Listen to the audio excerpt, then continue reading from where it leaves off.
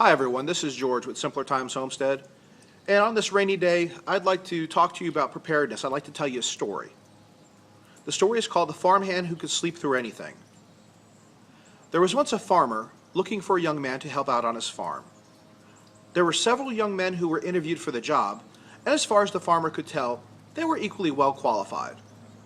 He then asked them each one final question.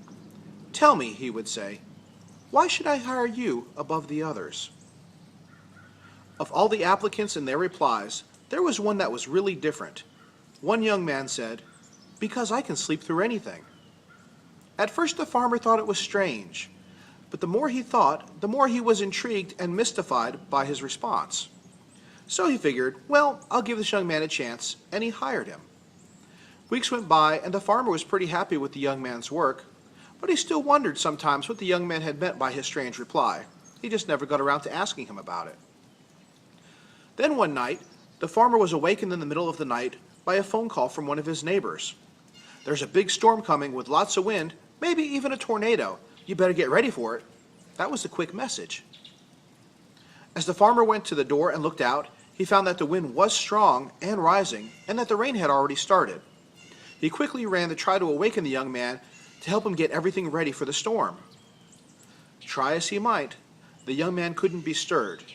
Muttering to himself about what a stupid thing he had done in hiring such a lazy person who wouldn't wake up when he really needed him, the farmer went out on his farm to take care of things.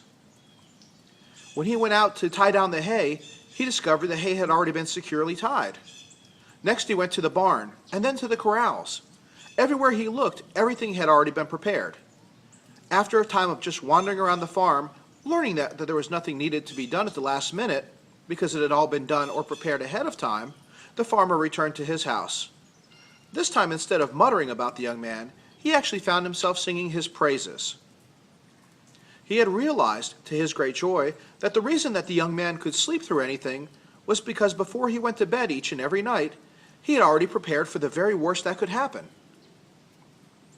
And so the farmer followed the example of the young man. Since everything was already prepared, he got ready for bed and was soon fast asleep with a huge smile of peace on his face. The young man had nothing to fear and was not stricken with panic at the onset of the storm because he was fully prepared. He had put forth the necessary time and effort to secure everything well in advance so that he could rest through the night with little concern when the storm howled outside. These are principles that we need to take into account and into practice.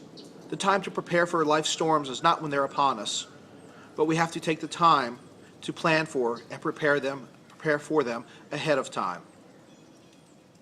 Thank you for listening to this story, and this has been George with Simpler Times Homestead, reminding you that it's the simpler things in life that matter.